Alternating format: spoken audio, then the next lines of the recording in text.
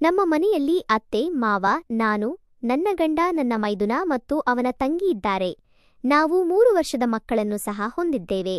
ರಾಜೇಶ್ ಜೊತೆ ನನ್ನ ಮದುವೆ 5 ವರ್ಷಗಳ ಹಿಂದೆ ಆಗಿತ್ತು. ರಾಜೇಶ್ ಒಂದು ಮೆಡಿಕಲ್ ಏಜೆನ್ಸಿಗೆ ಮ್ಯಾನೇಜರ್ ಆಗಿ ಕೆಲಸ ಮಾಡುತ್ತಿದ್ದರು ಮತ್ತು ಅವರಿಗೆ ಉತ್ತಮ ಸಂಬಳವಿತ್ತು. ಆದ್ದರಿಂದ ನಮಗೆ ಯಾವುದೇ ತೊಂದರೆಗಳಿಲ್ಲದೆ ಜೀವನವು ಚೆನ್ನಾಗಿ ಸಾಗುತ್ತಿತ್ತು. ನನ್ನ ಮಾವ ಶಾಲೆಯಲ್ಲಿ ಶಿಕ್ಷಕರಾಗಿ ಕೆಲಸ ಮಾಡುತ್ತಿದ್ದರು, ಆದರೆ ಇದರಿಂದ ನಮಗೆ ಒಂದು ಬಲವಿದ್ದ ಹಾಗೆ. ಆದರೆ ಅವರು 3 ವರ್ಷಗಳ ಹಿಂದೆ ಅನಾರೋಗ್ಯದ ಕಾರಣದಿಂದಾಗಿ ಸ್ವಯಂ ನಿವೃತ್ತಿ ಪಡೆದರು. ಅವರು ಮನೆಯಲ್ಲಿ ಇದ್ದು ಆಗಾಗ ಹೊಲವನ್ನು ನೋಡಿಕೊಳ್ಳುತ್ತಿದ್ದಾರೆ ಮತ್ತು ಸ್ವಲ್ಪ ಸಣ್ಣಪುಟ್ಟ ವ್ಯವಸಾಯಗಳನ್ನು ಮಾಡುತ್ತಾರೆ. ನನ್ನ ಅತ್ತೆ ಮನೆಯಲ್ಲಿ ನನ್ನೊಂದಿಗೆ ಇರುತ್ತಾರೆ. ನನ್ನ ಮೈದುನ ರವಿ ಒಂದು ಪ್ರತಿಷ್ಠಿತ ಕಾಲೇಜಿನಲ್ಲಿ ಎಂಇ ಮಾಡುತ್ತಿದ್ದಾನೆ. ಅವನು ನೋಡಲು ನನ್ನ ಗಂಡನಿಗಿಂತ ಸುಂದರವಾಗಿದ್ದಾನೆ ಮತ್ತು ತುಂಬಾ ಫಿಟ್ ಆಗಿದ್ದಾನೆ. ಅವನು ಎಲ್ಲರೊಂದಿಗೆ ಚೆನ್ನಾಗಿ ಮಾತನಾಡುತ್ತಾನೆ ಮತ್ತು ಅವನ ವಯಸ್ಸು 26 ವರ್ಷ ಮತ್ತು ಇನ್ನೂ ಮದುವೆಯಾಗಿಲ್ಲ. ಅವನು ಹೆಚ್ಚಾಗಿ ಊರಲ್ಲೇ ಇರುತ್ತಾನೆ ಮತ್ತು ಆಗಾಗ ಮನೆಗೆ ಬರುತ್ತಿರುತ್ತಾನೆ. ಈ ಕಥೆಯು 1 ವರ್ಷದ ಹಿಂದೆ ನಡೆದ ಘಟನೆಯನ್ನು ಆಧರಿಸಿದೆ. ಅದು ಸುಮಾರು ಜನವರಿ ತಿಂಗಳು. ತುಂಬಾ ಚಳಿಯಿತು. ನನ್ನ ಜೀವನದಲ್ಲಿ ಎಲ್ಲವೂ ಚೆನ್ನಾಗಿ ನಡೆಯುತ್ತಿತ್ತು. ನಾನು ಆಕರ್ಷಕವಾದ ಮಹಿಳೆಯಾಗಿದ್ದೆ ಮತ್ತು ನನ್ನ ಬಗ್ಗೆ ನನಗೆ ತುಂಬಾ ಹೆಮ್ಮೆ ಇತ್ತು. ನಾನು ಎಲ್ಲಿಗೆ ಹೋದರೂ ಜನರು ನನ್ನನ್ನು ನೋಡುತ್ತಿದ್ದರು. ನಾನು ನನ್ನ ಗಂಡನಿಂದ ಸಂತೋಷವಾಗಿರಲಿಲ್ಲ ಮತ್ತು ನನಗೆ ಯಾವುದೇ ಕೊರತೆ ಇರಲಿಲ್ಲ. ನನ್ನ ಗಂಡನಿಂದ ನನಗೆ ಬೇಕಾದ ಎಲ್ಲವೂ ಸಿಕ್ಕಿತ್ತು. ನನ್ನ ಗಂಡ ಸ್ವಲ್ಪ ದಪ್ಪ ಮತ್ತು ಉದ್ದವಾಗಿದ್ದರು ಮತ್ತು ನನಗೆ ಯಾವುದೇ ಸಮಸ್ಯೆ ಇರಲಿಲ್ಲ. ನಾನು ಕೂಡ ಸಂತೋಷವಾಗಿದ್ದೆ.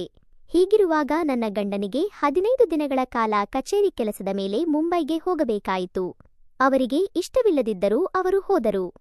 ಅವರು ಹೋಗಿ 3 ದಿನಗಳಾಗಿದ್ದವು. ಆದರೆ ನನಗೆ ಆಗಲೇ ತಡೆದುಕೊಳ್ಳಲು ಸಾಧ್ಯವಾಗದಷ್ಟು ಹಸಿವಾಗಿತ್ತು. ಆದ್ದರಿಂದ ನನಗೆ ನಾನೇ ದೇವರು ಕೊಟ್ಟ ಕೈಗಳಿಂದ ಕೆಲಸ ಮಾಡಿಕೊಳ್ಳಲು ಪ್ರಾರಂಭಿಸಿದೆ. ಆದರೆ ಅದು ಸಾಕಾಗುತ್ತಿರಲಿಲ್ಲ. ನಿಜವಾದ ಸುಖ ನನಗೆ ಸಿಗುತ್ತಿರಲಿಲ್ಲ. ಹೀಗೆ 10 ದಿನಗಳು ಕಳೆದುವು. ಒಂದು ದಿನ ಬೆಳಿಗ್ಗೆ ನನ್ನ ಮೈದುನ ರವಿ ಮನೆಗೆ ಬಂದನು. ಅವನು ಸಂಜೆಯವರೆಗೆ ಇದ್ದು ಹೊರಡಲು ನಿಂತಿದ್ದನು. ಆ ದಿನ ನಮ್ಮ ದೂರದ ಸಂಬಂಧಿಗಳಲ್ಲಿ ಒಬ್ಬರು ತೀರಿಕೊಂಡರು ಎಂಬ ಸುದ್ದಿ ಬಂದಿತ್ತು. ಅವರು ತುಂಬಾ ಅನಾರೋಗ್ಯದಿಂದ ಬಳಲುತ್ತಿದ್ದರು. ಆದ್ದರಿಂದ ನನ್ನ ಅತ್ತೆ ಮಾವ ಅಲ್ಲಿಗೆ ಹೋಗಬೇಕಾಯಿತು. ಅವರು ರವಿಯನ್ನು ಮನೆಯಲ್ಲಿ ಇರಲು ಹೇಳಿ ಊರಿಗೆ ಹೊರಟರು. ನಾನು ಮತ್ತು ರವಿ ತುಂಬಾ ಆತ್ಮೀಯರಾಗಿದ್ದೆವು ಮತ್ತು ನಾವು ಒಬ್ಬರನ್ನೊಬ್ಬರು ತಮಾಷೆ ಮಾಡುತ್ತಿದ್ದೆವು. ನಾವು ಇಬ್ಬರೂ ಒಳ್ಳೆಯ ಸ್ನೇಹಿತರಾಗಿದ್ದೆವು. ಅಂದು ರಾತ್ರಿ ನಾವು ಊಟ ಮಾಡಿ ಮಲಗಿಕೊಂಡೆವು. ಆದರೆ ನನಗೆ ನಿದ್ದೆ ಬರುತ್ತದೆ, ಏಕೆಂದರೆ ನಾನು ತುಂಬಾ ಹಂಬಲಿಸುತ್ತಿದ್ದೆ. ಗಂಡ ಮತ್ತು ಹೆಂಡತಿ ತುಂಬಾ ಸಂತೋಷವಾಗಿರಬಹುದು ಎಂಬ ಹಂಬಲದಿಂದ ನನಗೆ ಯಾವಾಗ ನಿದ್ದೆ ಬಂತು ಎಂದು ನನಗೆ ಗೊತ್ತಾಗಲಿಲ್ಲ. ಮರುದಿನ ಬೆಳಿಗ್ಗೆ ನಾನು ಸ್ನಾನಗೃಹಕ್ಕೆ ಹೋದಾಗ ಸ್ನಾನಗೃಹದ ಬಾಗಿಲು ತೆರೆದಿತ್ತು ಮತ್ತು ರವಿ ಸ್ನಾನ ಮಾಡುತ್ತಿದ್ದನು. ಅವನು ಬಾಗಿಲು ಹಾಕಿಕೊಳ್ಳುವುದನ್ನು ಮರೆತಿದ್ದನು. ನನ್ನ ಕಣ್ಣು ಅವನ ದೊಡ್ಡದಾದ ಮತ್ತು ಕಪ್ಪಾದ ಗುಂಡಿಯ ಮೇಲೆ ಬಿತ್ತು. ಅದು ನೇತಾಡುತ್ತಿತ್ತು ಮತ್ತು ತುಂಬಾ ಗಟ್ಟಿಯಾಗಿತ್ತು.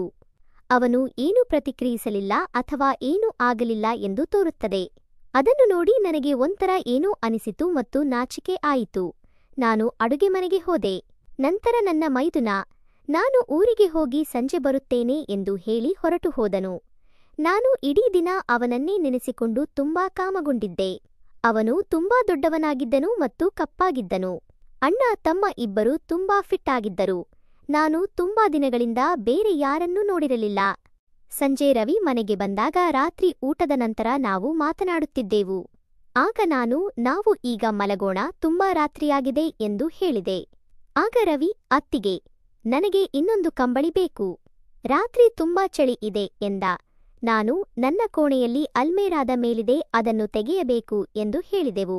ನಾವು ನಮ್ಮ ಮಲಗುವ ಕೋಣೆಗೆ ಹೋದೆವು. ಆದರೆ ಅವನ ಕೈಗೆ ಅದು ಸಿಗುತ್ತಿರಲಿಲ್ಲ. ಅದು ಎತ್ತರದಲ್ಲಿತ್ತು. ರವಿ, ನಾನು ಹಾಲಿನಲ್ಲಿರುವ ಕುರ್ಚಿ ತರುತ್ತೇನೆ ಎಂದು ಹೇಳಿದ. ನಾನು ಅದರ ಅಗತ್ಯವಿಲ್ಲ, ನೀನು ನನ್ನನ್ನು ಎತ್ತಿಕೋ, ನಾನು ತೆಗೆದುಕೊಡುತ್ತೇನೆ ಎಂದೆ. ಅವನು ನನ್ನನ್ನು ಎತ್ತಿಕೊಂಡಾಗ ನನಗೆ ಏನು ಮಾಡುತ್ತಿದ್ದಾನೆ ಎಂದು ನನಗೆ ಗೊತ್ತಾಗಲಿಲ್ಲ. ಆಗ ನನಗೂ ಏನು ಮಾಡಬೇಕೆಂದು ಗೊತ್ತಾಗಲಿಲ್ಲ. ಬಹುಶಃ ಒಂಥರ ಅನಿಸಿತು. ಇಷ್ಟೆಲ್ಲ ಆಗುತ್ತಿದ್ದರೂ ರವಿ ಮಾತ್ರ ಕಂಬಳಿ ತೆಗೆಯುತ್ತಿದ್ದಾನೆ ಎಂದುಕೊಂಡಿದ್ದೆ. ನಾನು ಕಂಬಳಿ ತೆಗೆದು ರವಿಗೆ ಕೊಟ್ಟೆ. ರವಿ ಅದನ್ನು ತೆಗೆದುಕೊಂಡು ಅವನ ಕೋಣೆಗೆ ಹೋಗುತ್ತಿದ್ದಾಗ ನಾನು, ರವಿ, ನೀನು ಇಲ್ಲೇ ಮಲ್ಕೋ, ನನಗೆ ಸ್ವಲ್ಪ ಭಯವಾಗುತ್ತಿದೆ, ಒಬ್ಬಳೇ ಮಲಗಲು ಎಂದೆ. ಮನೆಯಲ್ಲಿ ಬೇರೆ ಯಾರೂ ಇಲ್ಲ ಎಂದು ಹೇಳಿದೆ. ಅದಕ್ಕೆ ರವಿ ಒಪ್ಪಿಕೊಂಡನು ಮತ್ತು ನನ್ನ ಕೋಣೆಗೆ ಬಂದು ಮಲಗಿಕೊಂಡನು. ನಾನು ಒಪ್ಪಿಕೊಳ್ಳುವುದಿಲ್ಲ ಎಂದುಕೊಂಡೆ. ಪರವಾಗಿಲ್ಲ, ನನಗೂ ಅಣ್ಣ ಇಲ್ಲದೆ ಇರೋದಕ್ಕೆ ತಮ್ಮ ಮೈಂಟೈನ್ ಮಾಡ್ತಾ ಇದ್ದಾನೆ ನನ್ನನ್ನ. ಅಷ್ಟೊತ್ತಿಗೆ ನನ್ನ ಮಗಳು ಆಗಲೇ ನಿದ್ದೆ ಮಾಡಿಬಿಟ್ಟಿದ್ದಳು ಮತ್ತು ಅವಳಿಗೆ ಬೇರೆ ಹಾಸಿಗೆ ಇದೆ. ನಾನು ಸೀರೆಯಲ್ಲೇ ಇದ್ದೆ ಮತ್ತು ಅದನ್ನು ಬಿಟ್ಟು ಬೇಡ ಎಂದು ನಿರ್ಧರಿಸಿದೆ. ಹಾಗೆ ಸೀರೆಯಲ್ಲೇ ಮಲಗಿಕೊಂಡೆ. ರವಿ ಬನಿಯನ್ ಮತ್ತು ಚಡ್ಡಿಯಲ್ಲಿ ಮಲಗಿದ್ದ ಮತ್ತು ಒಂದು ಕಂಬಳಿ ಹೊದ್ದುಕೊಂಡಿದ್ದ. ನಾನು ಇನ್ನೊಂದು ಕಂಬಳಿ ಹೊದ್ದುಕೊಂಡಿದ್ದೆ. ಲೈಟ್ ಆಫ್ ಮಾಡಿ ಮಲಗಿಕೊಂಡೆವು.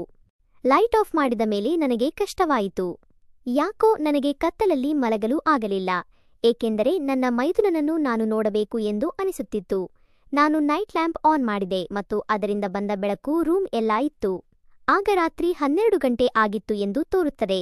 ಅವನು ಮಲಗಿದ್ದ. ಆದರೆ ನನಗೆ ನಿದ್ದೆ ಬರುತ್ತಿರಲಿಲ್ಲ. ಯಾಕೋ ಸೀರೆಯಲ್ಲಿ ಮಲಗಲು ಕಷ್ಟವಾಗುತ್ತಿತ್ತು ಅನಿಸಿದ್ದು. ನಾನು ಇರಲು ಆಗಲ್ಲ ಎಂದು, ಏಕೆಂದರೆ ನನ್ನ ಪಕ್ಕದಲ್ಲಿ ಮಲಗಿರುವ ನನ್ನ ಮೈದುನ ನನ್ನ ಬೆಂಕಿ ಆರಿಸಬಲ್ಲವನು. ಅವನಿಗೆ ಅಷ್ಟು ಶಕ್ತಿ ಇದೆ. ನೋಡಿದರೆ ಗೊತ್ತಾಗಿ ಬಿಡುತ್ತದೆ. ಅಷ್ಟು ಫಿಟ್ ಆಗಿ ಮತ್ತು ಆಕರ್ಷಕವಾಗಿ ಇದ್ದಾನೆ. ನಾನು ರವಿ ಕಡೆ ನೋಡಿದೆ. ರವಿ ನನ್ನ ಕಡೆ ಮುಖ ಮಾಡಿ ಮಲಗಿದ್ದ. ನಾನು ಕಂಬಳಿ ತೆಗೆದು ಹಾಕಿ ಈಗ ಹೇಗಾದರೂ ಮಾಡಿ ರವಿಯನ್ನು ಎಬ್ಬಿಸಬೇಕಲ್ಲ ಎಂದು, ಅವನನ್ನು ಎಕ್ಸ್ಪೋಸ್ ಮಾಡಬೇಕಲ್ಲ ಎಂದು ಅನಿಸಿತು. ಅದನ್ನು ನೋಡಿ ಅವನು ಟೆಂಪ್ಟ್ ಆಗಿ ಮುಂದೆ ಏನಾದರೂ ಮಾಡಲು ಸಾಧ್ಯತೆಯಿದೆ ಎಂದು ನನಗೆ ಅನಿಸಿತು. ಆಗ ನಾನು ರವಿ ಒದ್ದಿದ್ದ ಕಂಬಳಿಯನ್ನು ಹಿಡಿದು ಕೆಳಗೆ ಬಿಸಾಡಿ ನಾನು ಮಲಗಿರುವ ಹಾಗೆ ನಾಟಕ ಮಾಡಿದೆ. ಆಗ ನನ್ನ ಹಿಂದೆ ಏನೋ ಅಲುಗಾಟ ಅನಿಸಿತು. ಆದರೆ ಚಳಿಯಿಂದಾಗಿ ರವಿ ಎಚ್ಚರವಾಗಿದ್ದ ಮತ್ತು ಮತ್ತೆ ಸ್ವಲ್ಪ ಹೊತ್ತಿಗೆ ನಾನು ಮೆಲ್ಲಗೆ ನನಗೆ ಬಿಸಿ ಆಗುತ್ತಿತ್ತು ಮತ್ತು ಒಂದು ಸಲ ರವಿಯನ್ನು ನೆನೆಸಿಕೊಂಡೆ. ಅವನನ್ನು ಬಂಧನದಲ್ಲಿ ಹಿಡಿದುಕೊಳ್ಳಬೇಕು ಎಂದು ಅನಿಸುತ್ತಿತ್ತು. ಆದರೆ ಅಷ್ಟೊತ್ತಿಗೆ ರವಿ ನನ್ನನ್ನು ಸೀದಾ ಮಲಗಿಸುತ್ತಿದ್ದ. ನಾನು ನಿದ್ದೆಯಲ್ಲಿರುವಂತೆ ಹಾಗೆ ತಿರುಗಿ ಸೀದಾ ಮಲಗಿದ್ದೆ. ಅವನಿಗೆ ನಾನು ಸಹಾಯಕಾರಿಯಾಗಿರಬೇಕಾಗಿತ್ತು ಮತ್ತು ಅವನಿಗೆ ನಾನು ಒಂದು ಸಲ ಮಾಡಬೇಕು, ಏಕೆಂದರೆ ಅವನು ಮುಂದುವರಿಯಬೇಕು ಎಂದರೆ ನಾನು ಅದನ್ನೆಲ್ಲ ಮಾಡಲೇಬೇಕು.